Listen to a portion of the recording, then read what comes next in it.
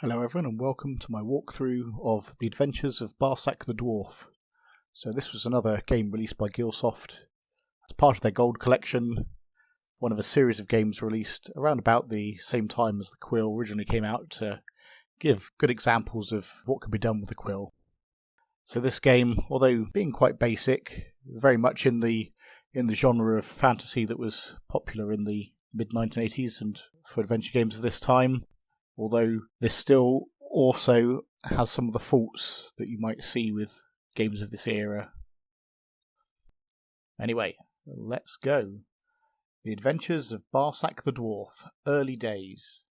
Although they called this Early Days, this was the only Barsak the Dwarf adventure that was released in the end, so we don't know if there was ever intended to be a follow-up. Clearly there wasn't in the end, so this is the only experience we're going to have of Barsak the Dwarf.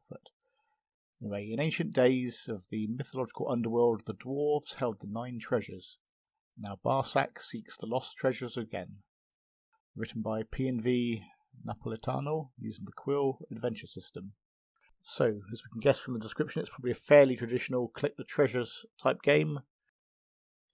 To complete the adventure, you must wear or carry all 9 of the treasures and sign the book at the end. I will be your eyes and hands. You must direct me with commands of the form verb noun. For example, take gun, wear a hat, eat food. My vocabulary is fairly large, but if you enter something that I do not understand, you should try some different words. I only look at the first 4 letters of each word, so long words can be shortened to the first 4 letters. By typing save or playing an adventure, your current position and status can be saved to tape. Then at a later date, you may type load and your position can be loaded in the computer so that you may continue from the point that you left before. It starts on a forest road. I'm on the forest road. The forest is too dense to pass through. There is an exit north. Okay, so if I'm having a forest that's too dense to pass through, kind of saves the authors from having to justify putting a lot of other locations that aren't relevant to the game. Does seem to be a bit of an excuse, but anyway, let's take it at face value and head on north. I'm in the castle clearing. The ruins are to the north. There are exits north, northeast, south and northwest. Well, I think before going into the castle, let's explore the surroundings. I'm in the western grounds. To the east lie the ruins. There are exits northeast and southeast. And we'll head northeast round the back of the castle. I'm in the northern grounds. The ruins are to the south. There are exits southeast and southwest. I can also see a hook and a line. That may come in handy. Let's get the hook. And now it's time to head round the castle back to the southeast, the eastern grounds, then at southwest, which not surprisingly takes us back to where we were at the castle entrance. And let's head north. I'm in the old gatehouse. The old gate rots beneath my feet. There are exits north and south. Well, north again. I'm in the castle courtyard. To the north stands the keep. There are exits north, northeast, southwest, and up. We'll go northeast. I'm in the barracks. Rows and rows of bunks line the walls. There are exits north, east, south, and southwest. From here we go south. I'm in the soldier's mess. There are exits north and northeast. I can also see a jar of pickles, or gherkins. I'm awful hungry. Rumble. So at this point we encounter a challenge that many games of this time included, which was to find food after a limited number of turns. So you were given a limited number of turns before your character became hungry, and then once you were hungry you then had another limited number of turns to find some food and eat some food. And if you didn't, you would die, the game would end. But luckily, here we found the food at the same time that we've become hungry, so we'll get those pickles and eat the pickles. That's better, burp. And now we can drop our empty jar, we won't be needing that. And let's head out the soldier's mess, go north. Back to the barracks, let's go southwest. Back to the castle courtyard. From here we'll go up. I'm on the eastern battlements. The courtyard is way down below. Exits north, south and down. Let's go south. I'm in the southeastern tower. Against the south wall there are stairs. Exits north, west and up. Let's go west. I'm on the southern battlements. Beyond the battlements to the south lies the forest road. At least there's a sense of place. We can see where we came from at the start of the game. Let's go west. I'm in the southwestern tower. Against the west wall there are stairs. There are exits north, east and up. Let's go north. I'm on the western battlements. There's an awful smell coming from the stables down below. There are exits north and south. We'll go north again. The northwestern tower, against the north wall there are collapsed stairs and all other exits are blocked. There's an exit south. But luckily here we can see a dirty old spade and a lantern. I'm sure for those of you that are familiar with games of this era, and particularly games written with the Quill, some locations were dark and you'd need a light source such as a lantern or an equivalent to be able to see in the dark locations. So certainly these two items seem like they should be useful. So let's get the spade, let's get the lamp and turn the lamp on, the rather unusual phrase, on lamp. And if we look in our inventory now, we have a lit lantern as well as our battle axe that we started with, and the hook and dirty old spade that we've picked up during the game. So let's leave the battlements. We have to go back south, and east again, north, and we'll head back downstairs back to the castle courtyard, and we'll go north from there. I'm in the keep. There are stairs in the floor and against the north wall. Exit south, up and down. Well, we're going to go down here. I'm in a long corridor. Exits east, south, west and up. If we go east, I'm in the dungeon corridor. Exits north, east, south and west. Now if we go north, I'm in the dank, dark dungeon. There's an exit south and I can see a skeleton. Well, let's get the skeleton. Surprisingly enough, this may come in handy. And to find out why, we're going to go south. And we're going to go west. And we're going to go south. Again, I'm in the prayer room. There's an altar at the south wall. On the east wall, there's a painting of a skeletal ferryman on the shores of a winding river. There is an exit north. Okay, so this painting seems interesting, seems unusual. And in fact, the painting is a clue as to what we might need to do next. So we're in a prayer room. Doesn't appear to be any exits from there. But you may recognise the picture of the ferryman being the ferryman over the river Styx. In fact, if we type the word Styx, there's a tingling sensation. I'm awful thirsty. Well, that thirstiness wasn't associated with us typing Styx. If we look in our inventory, we'll now see that our skeleton has turned into a jade skeleton by virtue of typing the word Styx. And the fact that this is highlighted with stars, that means that the jade skeleton is actually one of the treasures that we're trying to collect. So that's the first treasure found. And also another thing that may not be entirely obvious, but now we've got the jade skeleton in the prayer room, we can pray. There's a flash of light, and that takes us to another location. So I'm in an immense cavern. There's a pool of water directly below a man-made hole in the ceiling. Exit south and southeast. We head south. I'm in the cave of crystals. There are exits north, east and down. You can also see a large rock. If we go down, I'm in the cave with slime all over the walls. Nasty stuff. There are exits south and up. I can see a pouch of water. Now, actually that's quite handy, given that we are thirsty. And although I think one of the big criticisms of this game at the time was, actually, we got thirsty not too far along from after the game started, but actually, to find this water, we've had to solve quite a difficult problem there. So knowing that the word Styx turns a skeleton into a jade skeleton, not entirely obvious, although the picture was a clue, and then working out that you can actually pray in the prayer room to go into a different location, but only if you had the jade skeleton. That made this problem quite difficult to solve. So yeah, I'm sure that was something that really affected people's view of the game fairly early on, which is a shame. So although it's not the best game, I think that particular problem let it down somewhat by making it overly difficult. But anyway, we're here at the water. Let's get the water and drink the water. Now that's better. Burp. And thankfully, we don't have any more hunger or thirst problems throughout the game. So let's drop the pouch now and return to the cavern which we came in.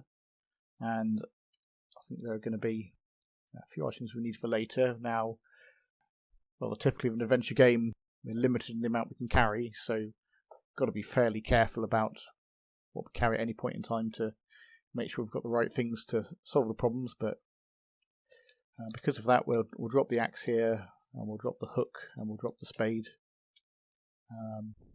We'll be back for those later. Obviously, we can only go south and southeast, but as we came into this room by praying, let's head back. Also by praying, there's a flash of light back into the prayer room. So from here, let's go north, back up, back to the keep. And this time, let's go upstairs. Again, I'm in the guard's room. On the floor, there are stairs leading down. Exits northeast and down. Let's go north. I'm in the armoury. The room is very dusty. Let's go east from here. I'm in the guard's bedroom. He has very poor taste in furniture. And we can see a rusty foil. Let's get the foil. I presume by foil it meant a sword or something, but this may come in handy. We'll get the foil. Let's go south. I'm in the recreation hall. Against the east wall there are stairs. And here there's a broken halberd, although we won't bother getting that. Let's go up. I'm in the royal anteroom. Stairs leading down, exits north, west and down. We'll go west. I'm in the royal library. There's a musty smell of old books. Let's go up. I'm in the royal breakfast room. It's in rather bad repair. Well, let's go east. I'm in the royal nursery. There's a burnt crib. Exits northwest and up. I can also see a teddy bear. Well, it may be surprising that the teddy bear is useful, but later we find out that it is useful. So let's get the teddy and carry on up. I'm in the gallery. Stairs lead down. Exits northwest and down. I can also see a stuffed hobbit. Guess who? Well, I don't know if it's going to be Bilbo or Frodo, but presumably one of the two. Let's go west. I'm in the guest room. There's a dusty bed here. Exits north and east. Let's go north. I'm in the Royal Observatory. Exits east, south and up. I can also see a small packet of fertiliser. Let's get the fertiliser. Okay. Right, from here we'll go east. In the study, there's a large wooden desk full of woodworm. Let's go south, back to the gallery and the hobbit. We'll go down, back to the nursery. We'll go west, to the breakfast room, down to the library, east to the anteroom, down again to the recreation hall, west to the guard's room, down to the keep, down again to the long corridor, and west. I'm in the kitchens. There would have been a nice smell in here years ago. Exits north, east and south. We'll go south. I'm in the larder. Exit north. I can also see a mouldy old cheese. Well, again, let's get the cheese. We don't know when that will come in useful, but maybe it will. Let's go north. Back to the kitchens east, the corridor, south, back to the prayer room. At this point we pray again. A flash of light. Back to the immense cavern. And we'll go south. I'm in the Cave of Crystals. We've been here before with the large rock. Let's go down. This is where we found the pouch of water earlier. Let's go south. I'm in the volcanic cave. There's an almost overpowering smell of sulphur here. I don't like it here. Let's go. I can also see a dress moth-eaten. Well, we'll carry on up. I'm in a rather small passage. Good job on the dwarf. And then let's go southeast. I'm in a man-made cavern. It's circular in shape with many exits. I can also see a zombie. Now this is a problem in Barsak the Dwarf that's kind of similar to many of the problems in the game, where you get to a location and there's some kind of adversary, in this case a zombie. Now you've either got the right object to pacify or get past the adversary, or you haven't. And if you don't have, then it's the end of the game, which seems a bit unfair, but nature of games at the time. So luckily in this case, we know that the zombie likes teddy bears, so actually getting that teddy was handy. We'll drop the teddy. The zombie takes the teddy and gives me something in return. Let's see what we've got. He's given us a dwarvish belt. That's another one of the 9 treasures we're after, so let's wear the belt. And obviously now we can leave the location. The zombie's been pacified. And go northeast. I'm in a rat's nest. I don't think they like me. Exits south and southwest, and I can also see a dog's head. The dog clearly upset the rats, and a pack of hungry rats. So, again, another adversary we've got to get past. Not surprisingly, rats like cheese, so let's drop the cheese.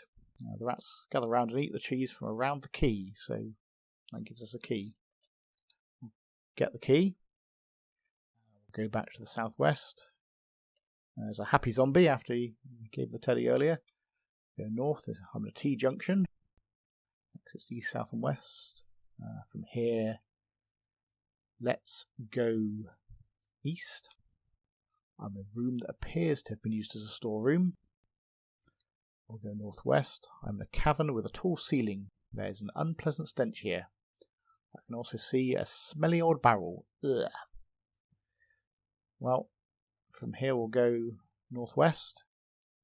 I'm in an immense cavern. Well, back to the start here. We can see a pool of water, but let's get the hook that we left here earlier, and let's go fishing. We'll use the word fish. I fish and catch a tiddler.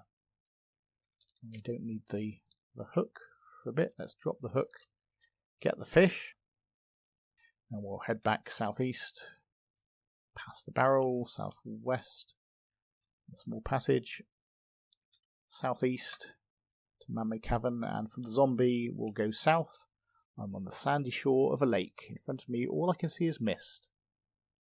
So let's cross the lake. A helpful dolphin appears, takes the fish and takes me to the other side. So if we hadn't have had the fish, we wouldn't have been able to cross the lake. Luckily we did, and we're now on the southern shore. In the sand lies an old broken boat. And exit south, so let's go south. I'm in the olden ferrymaster's lair. I can also see a large box, locked. Well, I think you might remember earlier, from the cheese, we found a key, so let's get the box and see if we can unlock it. We'll unlock the box. I unlock the box, something drops to the ground.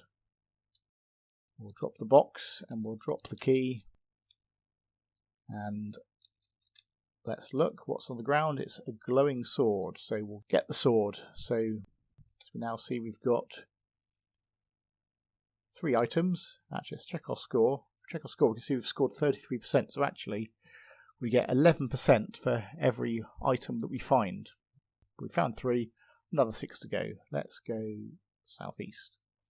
I'm in the dragon's lair. He's long since dead. Phew. Well, that's handy.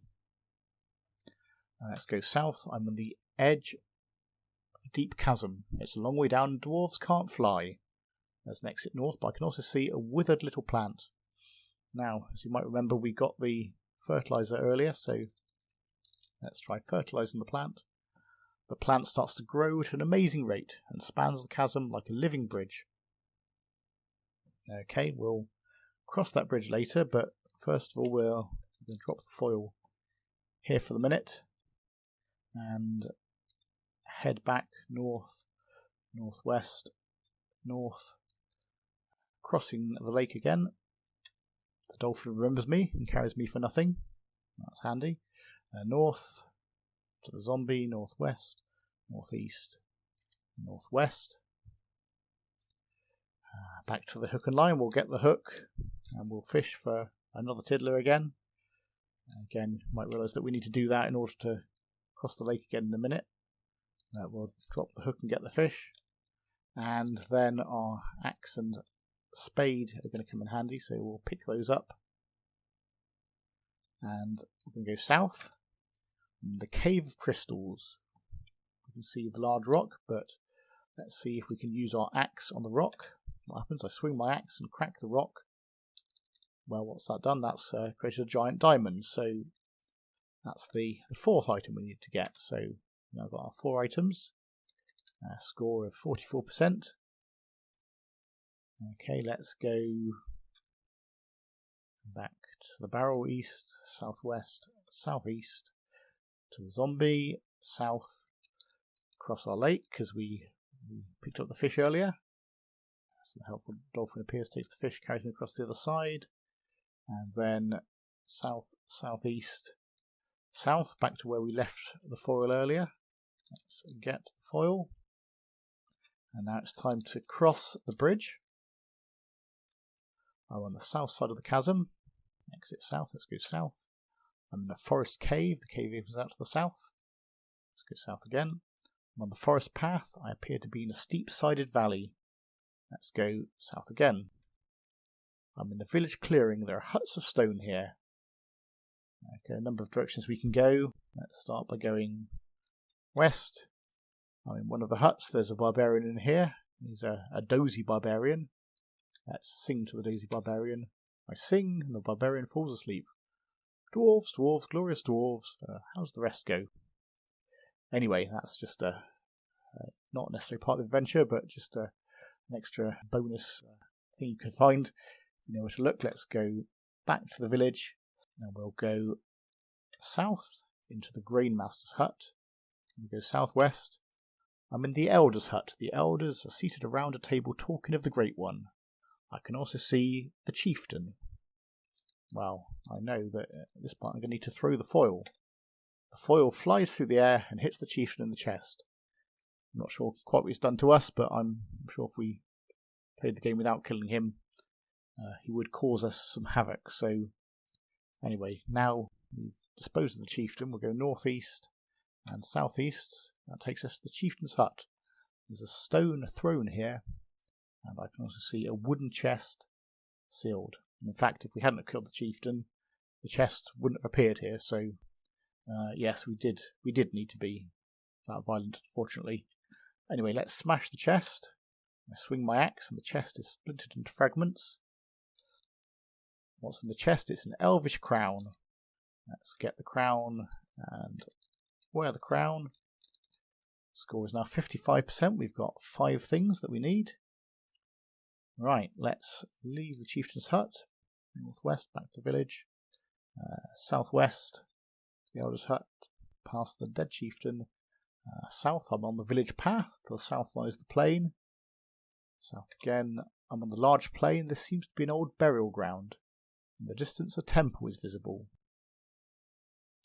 Okay, let's go southeast. I'm on the temple road. Southeast, I'm at the temple steps. Okay, from here, let's go up those steps. I'm at the temple gate. And we'll go south. I'm at the temple altar. As you can see, the descriptions of this game are quite brief. Yes, we're kind of limited on memory, and there are quite a number of locations, but rather than being detailed, they're all fairly succinct. But anyway, let's go east. I'm in the priest's quarters. I can also see a mad monk. Well, again, we're going to be rather violent and kill the monk. I swing the axe with all my might and cut the monk in 2. And now I've killed the monk, I can get his robe and wear his robe. And it may not be obvious, but actually there's a secret passage we're going to look for in a minute, which we can only find if we're wearing the robe. Again, may not be entirely obvious from the descriptions and the messages we get in the game. Let's go west of the temple altar, and it may not be obvious that we can push the altar, and a hole appears. So let's go down into the hole. I'm in the hidden room. We go south. I'm in the antechamber. Southwest, I'm in the priest's study. And southeast, I'm at the crossroads. I can also see a giant ogre. So, another adversary. What are we going to do about the ogre? Let's use our sword. As the sword touches the ogre, he bursts into flames. And what's that leave? A silvery quill. Well, we'll get that in a minute. We won't get it just yet. In the meantime, we're going to go southwest to the temple library. East to a T-junction. South to a maze of corridors with exits everywhere. And southwest, again, another maze of corridors with exits everywhere. And a rotting corpse. So I'll get the corpse. Surprisingly enough, this will come in handy. And then we're going to go south. Well, this is a rather typical maze from early adventure games. So the directions are quite unintuitive. We've just gone south, but actually we're going to have to go north again now. It takes us back to the T-junction. And east, I guess it's to a scroll room, and there's a scroll there. We may come back here later. Let's go northwest to the crossroads and the Silvery Quill. Northeast is a meditation chamber. There's a large gem set in the ceiling. Northwest to the antechamber. North to the hidden room. Go back up to the altar. North to the gate. Down to the temple steps. Northwest to the temple road and northwest again to the large plain, the old burial ground. Well, I think we've got to set this corpse to rest, so let's bury the corpse. As I bury the corpse, I dig up something. So there was a purpose to that. So let's drop the spade and have a look at what we found. We found a mithril cloak. Let's get the cloak and wear the cloak. Again, it's another one of the treasures we wanted. We've now got 6 treasures, 66%. But let's head back to the temple. We'll go southeast, southeast, up, south, down into the hole, south, southwest, to the pre-study, southeast, southwest, library east to a T-junction, south, and now we're back in the maze, southwest, down, northwest, to an intersection, southwest. I'm in the artifact room. Old broken objects are strewn around the room. I can also see a stone idol. Well, we'll be back there in a minute, but first let's go east to the temple treasure room. And there we can see a ruby necklace, our 7th treasure. Let's get the necklace and wear the necklace. We'll go west and back to the stone idol and we'll get the idol. Now let's go southeast. I'm in the shrine. This is a very sacred place. I can also see a king cobra. Again, it's a location with another adversary. What are we going to do? We'll wave the idol. The cobra sees the idol and is turned to stone. Fairly easy to dispose of him. Let's drop the idol. Now we'll go back to the northeast, to the crypt. Northwest to an intersection, north, north, to T-junction, west to the temple library, northeast back to the Silvery Quill and the ogre we disposed of earlier. Let's get the quill. That's rather appropriate for a game written with the quill. And we've scored 88%, so it looks like we have one final treasure to find before we can progress to the end game. Luckily that's not greatly far away, but let's get this scroll that we see in the scroll room. And we'll head back past the ogre. Let's go northwest into the pre-study. And now we're here. We've obviously picked up the quill earlier. Let's use the quill on the scroll. There's a flash of light. And well, what's happened? Well, we can see our 9th treasure, the magic ink pot. So let's drop the scroll and get the ink pot. And yeah, we've got 99%. Let's have a look at our inventory. A great many treasures there, as well as our lantern and battle axe and the robe we picked up earlier. So now let's see if we can find the register at the end of the game to sign. So we'll go southeast, southeast again, west, a T-junction, south, we're heading into the maze. I'll go southwest and down, northwest, Two intersections, southeast, which is not the maze, but that's the crypt. Southwest, past the snake. South gives us the rune room. Runes cover the walls. This is somewhere new. Let's go southeast. I'm in the scribe's quarters. Southwest. I'm in the maze of illusions. Yet another maze. And again, we rather unintuitively go northeast, and then down, and then southwest, and then a west. That takes us to a passage with writing on the walls. If we go south, okay, we're in the anteroom. Let's have a look. I'm in the anteroom, and I can see a gateway. So let's enter the portal. I'm in the book room. There's a large open book here. The door has disappeared and the room is sealed. Well, at this point, we've got one thing left to do, which is to sign the register, but before we do that, for some reason, we've got to turn off the lamp. So we'll turn off the lamp, sign the register. Well done, Barsak. You've got 100%. And that's the end of the game. A Barsak the Dwarf production. And after a bit of waiting, we find we've taken 274 turns. Anyway, I think Barsak the Dwarf, perhaps not the greatest of Quill games ever written, but one very much of its time, very much in the fantasy genre, with the kind of mazes and annoying, quite difficult problems that you sometimes got in games from this era. So yeah, hope you enjoyed this walkthrough, and I'll see you again for another walkthrough soon. Bye for now.